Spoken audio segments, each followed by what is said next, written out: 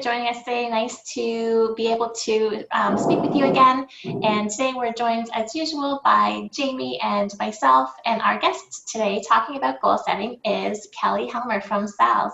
So Kelly is the Peer Tutoring Coordinator, and so knows quite a bit about goal setting. So we thought we'd pick Kelly's brain a little bit today on, goal setting. Good time of year for it. So we're recording this. It's January 14th. So we know lots of people talking about New Year's resolutions and making some plans for a better year ahead. So we'll jump right in. And thanks again, Kelly, for joining us today.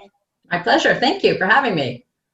So before we, before we popped on together, I went on to something that I posted to the Campus Recreation Resource Library yesterday, and it was about 21 ways to goal set for 2021. So I found it really interesting that, and we see this all the time at the Flex, where January 1st, when we're typically open, it's super busy at the gym, and then as the weeks go by, it gets a little bit quieter, and then by midterms, kind of mid-semester, it's quite a bit quieter than at the beginning of the year. So this article that I had posted yesterday said 80% of New Year's resolutions are forgotten by February 15th. So not surprising, that's why we wanted to talk about goal setting right now at this time of the year, because it is really important to turn that vision into a reality, and how are we going to make that happen? So Kelly, just can you give us some of your initial thoughts on goal setting? Are you personally a goal setter? I'm a goal setter, but I'm not a big New Year's resolution person, because I agree with you. I think they just fall to the wayside. So I'm somebody that sets a goal, but I try to make sure that my goals are reasonable, something that I know I can commit to, and that I know I have to be able to make sure that I can compromise those goals if need be, and change them along the way if I think that they're not something that are that I can achieve that way. So you have to make sure that you can be flexible in your goals so that you can achieve them. And that's, I think, what happens a lot with New Year's resolution, in my experience anyway, and from what I hear. It's that all or nothing attitude that we have, that, oh, I said I was going to go 5 times a week, and it's the second week, and I've already missed it, so I might as well just abandon the whole thing. Mm-hmm. So there is room for sure in goal setting to be flexible, and I think that's a really great point, that, it's not all or nothing. Just because we didn't have a good week doesn't mean we have to totally abandon. We can, okay, let's refocus, and maybe 5 times was a little ambitious. How about we set 3 times a week? That might be better. So yeah, I love that idea. Do you have a personal goal that you've set that you can kind of talk us through, kind of how you went about even coming up with this goal and then following it through? For sure. So when I was preparing myself for today, I kind of thought, what's the biggest goal that I ever set, and how did I go about it? So I did a little bit of research as well. And looking back, I actually followed something called the SMART guide, okay? So I think probably a lot of you have heard of that, or you may have followed it as well. But you look at your goals, and the first thing you follow SMART. So the first thing is you think of a goal and you think, is it going to be significant? So my goal was a career goal. Okay, so I did a big career change, in my later life, and a lot of you may think of the same thing. It's a career goal or it's an education goal, but I set a path that I wanted to change my career. So the first thing I did is I looked at it and I thought, okay, here's my 5-year goal. Okay, how do I achieve that 5-year goal? Well, you have to break that down. So my goal was, it was significant. It was specific for me, that this was a change in career for me. So the second part in SMART is it measurable or is it meaningful? So this was a meaningful goal for me, because I was going to make a huge career change, okay?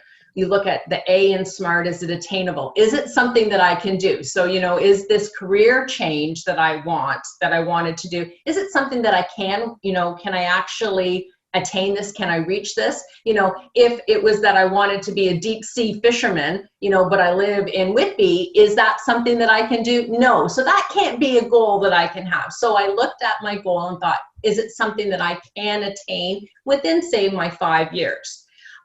Then you get to the R, is it relevant or is it rewarding? So can I reach this? Would it be rewarding for me? It would be super rewarding for me, because I wasn't happy at the job that I was doing.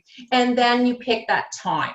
Okay, that time frame. Okay, you don't want to say, oh, can I reach this in 25 years? Because you know what, you're not going to be able, you're not going to be that's not going to be rewarding at all for you, and you can't track that time. So some of you may give it a 1-year goal, a 2-year goal. I didn't actually give myself a time per se for this, but I started off at 5 years. I ended up having to revamp it a little bit along the way. So because I realized I couldn't reach it within that 5 years. So in deciding that I wanted to do this career change, I gave myself 5 years, and then I had to break it down again. So my first goal, I gave myself a week. What was I going to do in a week to make a career, this career goal? I looked at what I had to do. So I looked at my options, and I decided, my career goal was going to change within the college. That was week 1. Okay. So then I went, what's my month goal? Well, then I met with people. Okay. I saw, what do I need to do? Who do I need to meet with? Who do I need to talk with to find out what I need to do? Was it HR? Was it, managers? That was my month goal. Then I had a 6-month goal. And the 6-month goal was, okay, you know what? I need to start education again to be able to get to my career goal. That was my 6-month goal. Then what was my 1-year goal? Okay, how was my education going? What experience did I need? Okay, so I knew that at my 6-month to 1-year goal, my education needed to be started, and I needed to pick up some part-time work, within the college to expand that, my experience within the college. So that's how my goal started. Okay, to get to where I am now. And did it take me longer than 5 years? Yeah, it did take me a little bit longer. That education piece took me a little bit longer, but that was how my goal was attainable and reachable. And Kelly, that reminds me of an old saying that I heard, and I have no idea who said it, but a plan isn't a plan unless something goes wrong. And not to say that something went wrong, but it's the idea that flexibility is key. We can make goals and make plans and have amazing aspirations. But I think just like life will prove to you, it throws you curveballs. So many things come unexpectedly. There's setbacks and delays. Sometimes things speed up. Sometimes we arrive way quicker than we thought. And yeah, so just, earlier you had mentioned that flexibility is key. And, and just that piece around structuring. And that's how I see SMART goals as. It's something that you can write down, you can visualize things. And I know for me and for so many students especially, when we're talking about organization and how to get clarity and to really be focused, it's having that piece of writing things down, visualizing it so they can see it.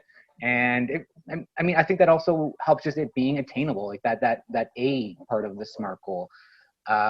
What I also really liked, and I heard you kind of share these, you were asking yourself questions. And so as a coach, I love asking questions. And so for me, I think an important part too is when I'm setting a goal, it's what is it about this goal that I want? Why is it that I like the idea of this goal? Because so often I know that in my life, I've started things or I've had these goals and I haven't followed through. And so when I kind of realized and learned a little bit more about myself and started to catch on to that and digging into it a little bit and asking myself and just being a little reflective, it's well, what is it about this goal that is intriguing to me? Is this something that I really want to do? How committed, you touched on the commitment piece earlier.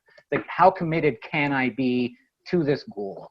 And I think just the last thing I'll share about this right now is being able to prioritize or just setting goals based on your priorities, because there's just so many things that we could set goals for, exercise, eating better, starting a small business, learning something new, 1,000,001 different things. But again, with life being so busy, just so many things that we could set goals on, I find that for me, it's helpful to hone in and focus my goals on something that really relates to what's most important in my life right now. Because then, it keeps it in focus, it keeps it relevant, it keeps me motivated.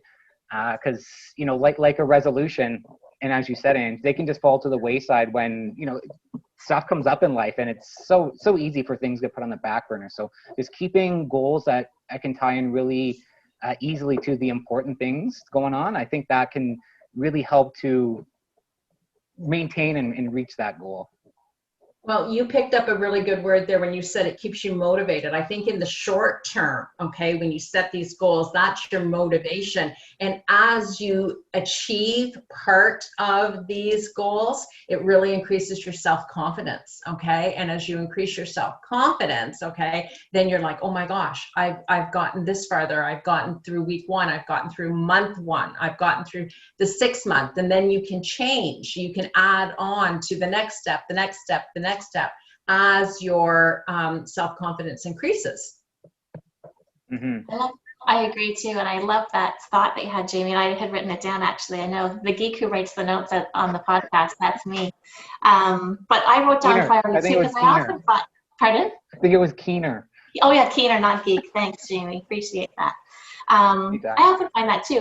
If it's not a priority, we think we want this goal, as you were saying, kind of coming back to your why, which we've talked a lot about through other podcasts. But if you're not achieving it, was it really a true priority for you? So I know when people, especially around fitness, weight loss, eating better, those kinds of things, if it's not a priority, it's not going to happen, and that's okay, because maybe it's just something else is more important for you to focus on at this time. But I think, yeah, when we realize that we haven't met a goal, is it looking at how important really was it to me, and was it important to me for the right reason? So that really resonated with me too, Jamie. And when you said writing it down, that was something else that's in this article that I posted yesterday, said writing down your goal will increase your chances of achieving it by 15%.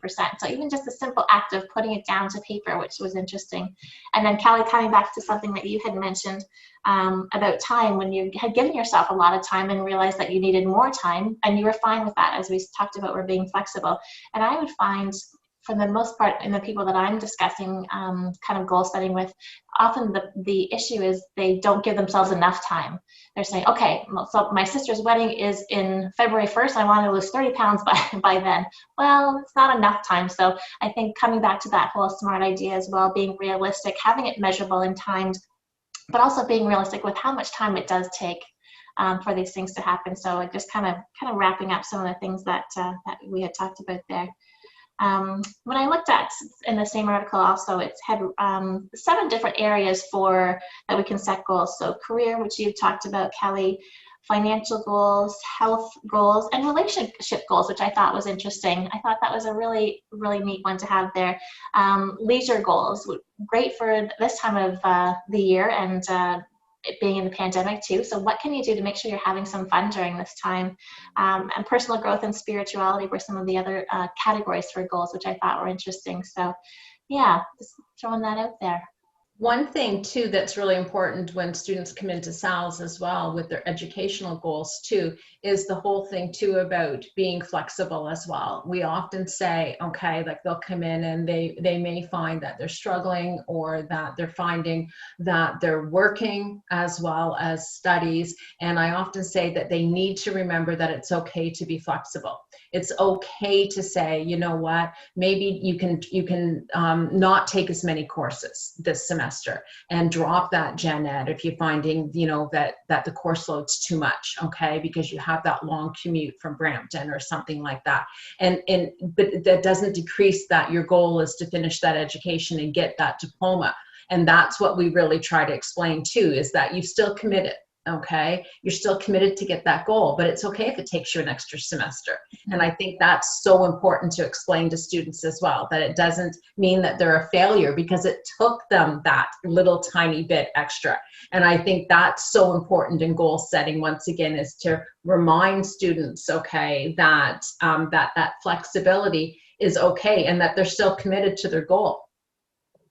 And I love that too, that you would normalize for them, because I would say, and this is getting off topic maybe a little bit, I would guess maybe half the students that I know do a partial load or don't have a full course load because they are managing a job or 2 jobs in some cases as well. So again, that flexibility piece comes back to, you know, it's so important, and to give yourself permission to take a little bit longer, to have a later course load if you're also working and commuting and you have family responsibilities. So yeah, nice to hear that for sure. And I'm sure students will appreciate hearing that as well.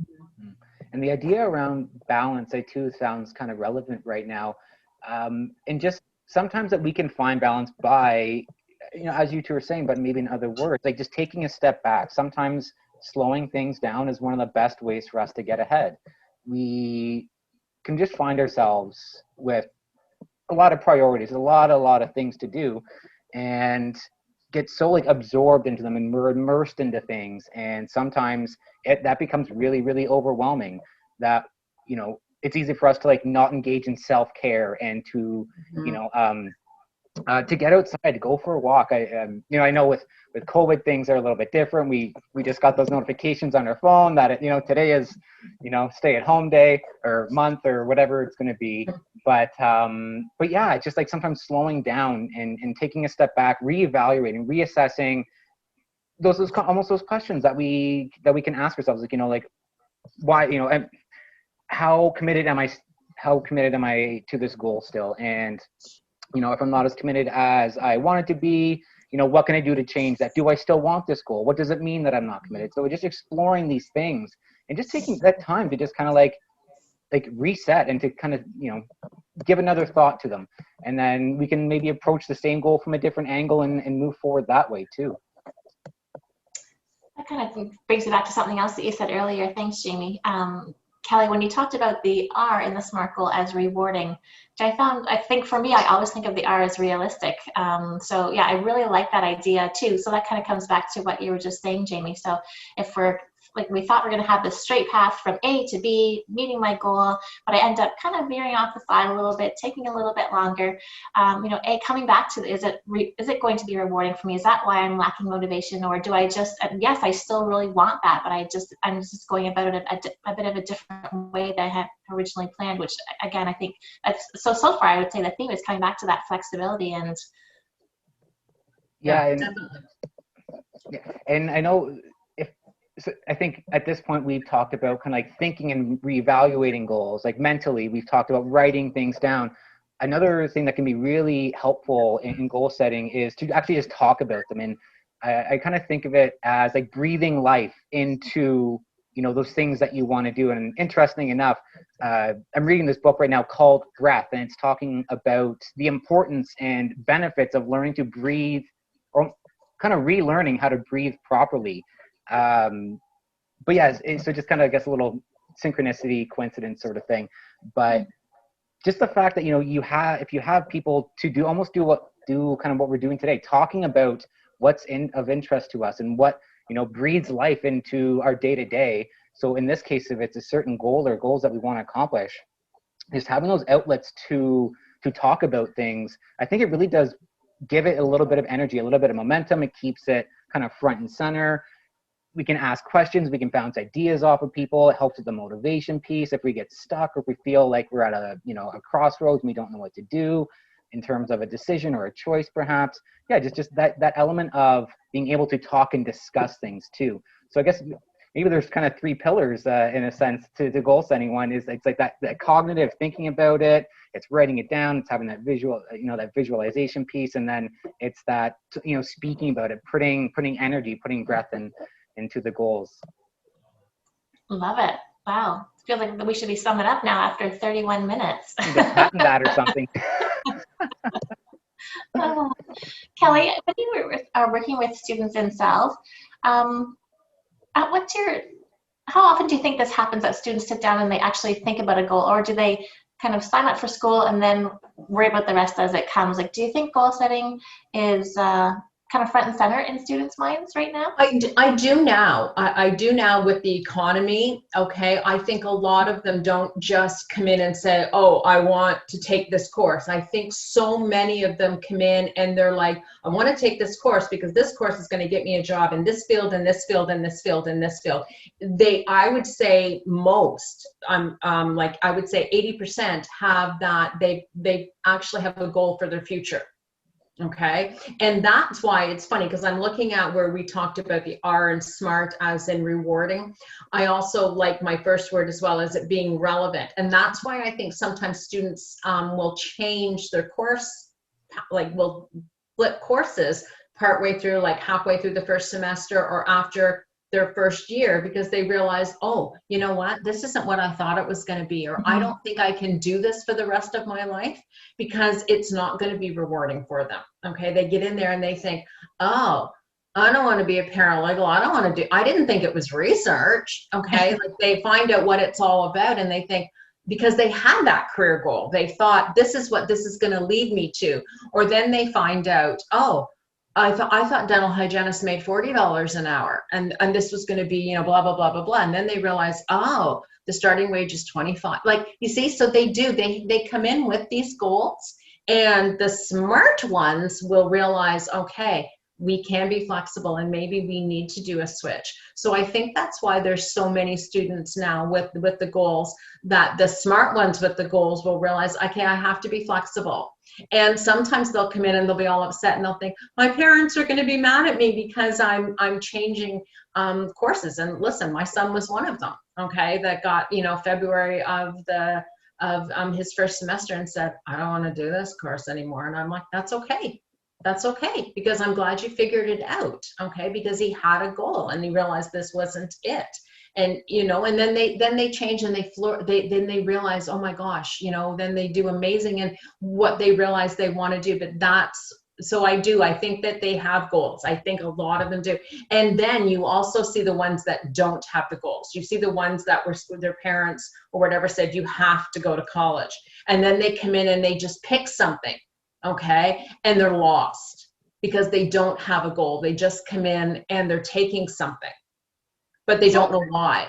So what suggestions do you have for those students? Because I can think of that a lot too. Even when as students are in their courses, they might say, so what are you going to do? You graduate next year. I don't know. Like, I still don't know what I want to do. What's the starting point then for those types of students, in your opinion, Kelly? Yeah. So those are the ones that I say that they need to actually sit down and look for a goal, look for a future. Say, is this what, you know, or did you, I often will say, well, I always say, are you enjoying your program? Minute I meet a student, whether it's a peer tutor or a tutee, like somebody that needs help or is giving help, the first thing I say is, are you enjoying your program? Right away. And if somebody says to me, like, I'm not, then I have a huge chat with them about where we're going to go forward. Okay. Nice. Like, what can we do? But when they're near graduation and they don't like their program, then we have a huge chat as well. Okay. Like, why did you not like your program? No. Okay. Do you see yourself doing this in your future? What about, you know, furthering your education? Things like that. Okay. Because I can't imagine graduating from something, which, you know, I'm thinking that most of us in our conversation here have, you know, done a few things in education and not thinking, oh my gosh, I'm so excited to go forward with this education. Okay. Because I know that's the way I felt the numerous times I've gone to school. Okay. Because I've gone a few times and thinking, oh my gosh, I'm so excited to go forward. But it's sad when somebody has decided to finish and doesn't know where to go with it. Okay. Mm-hmm.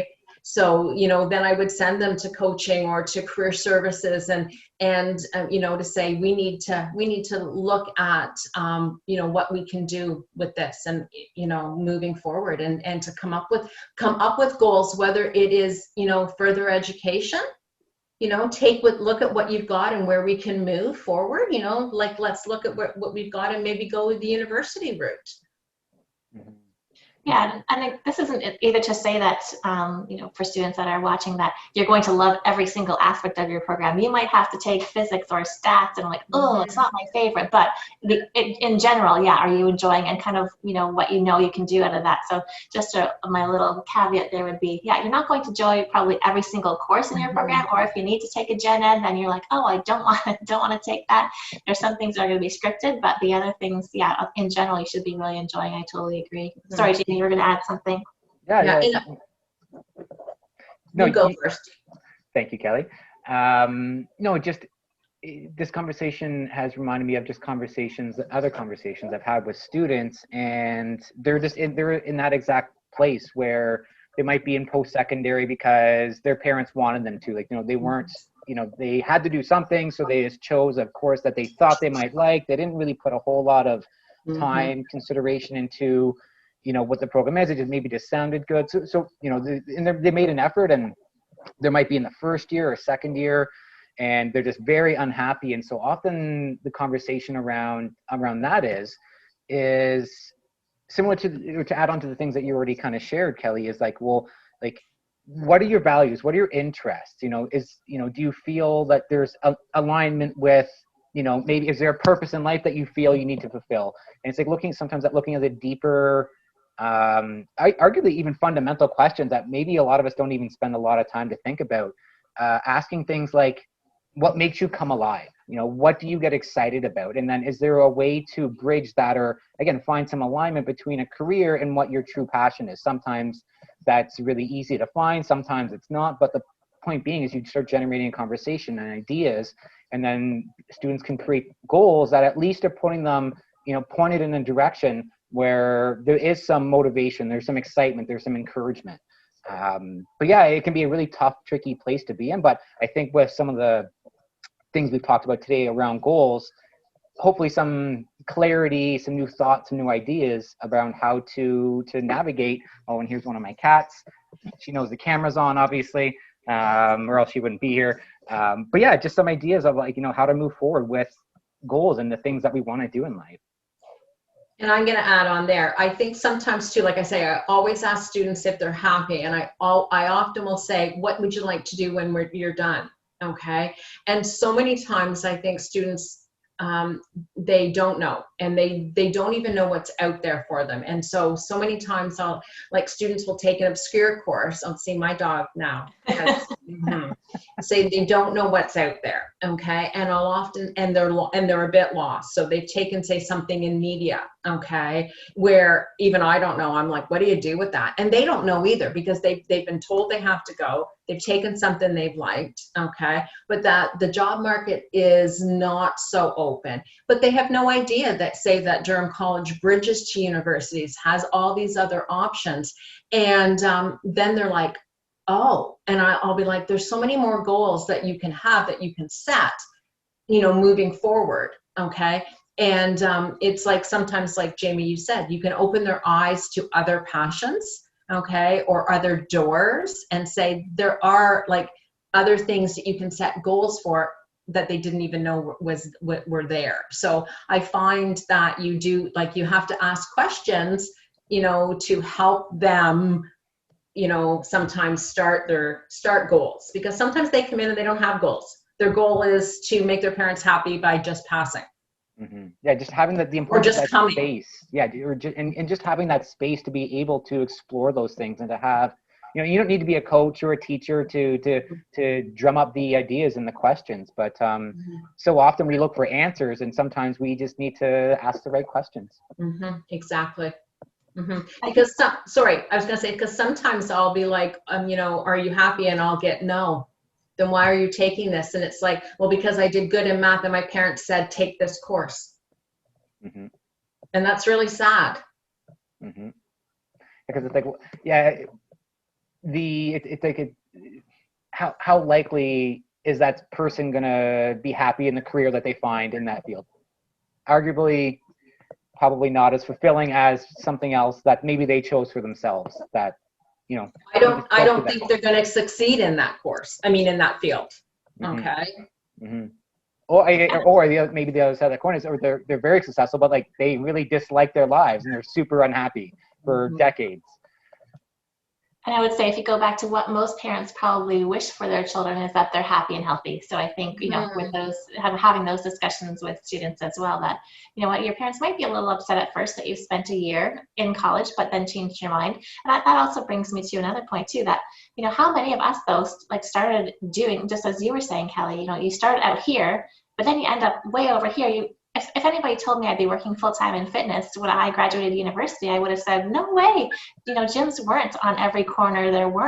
People weren't working full-time in fitness a whole lot when I was graduating from university. So, you know, my path has been, my gosh, all over the place. I never would have forecasted where I landed. So having students, again, coming back to that flexibility, that, yeah, your goal might change. It might be the same, but it could be about a totally different career, perhaps, or a totally different program that you're taking. So, yeah, that flexibility coming back to you two, Jamie, talking about the questions. Yeah, we often want those answers, right? Well, somebody just tell me, tell me like where to go and what to do. And but if we sit down and take some time asking questions, and, you know, coming up with, then we'll be able to come up with a goal that's going to be satisfactory for meeting all of those kind of the SMART propositions. So yeah, some good thoughts for sure.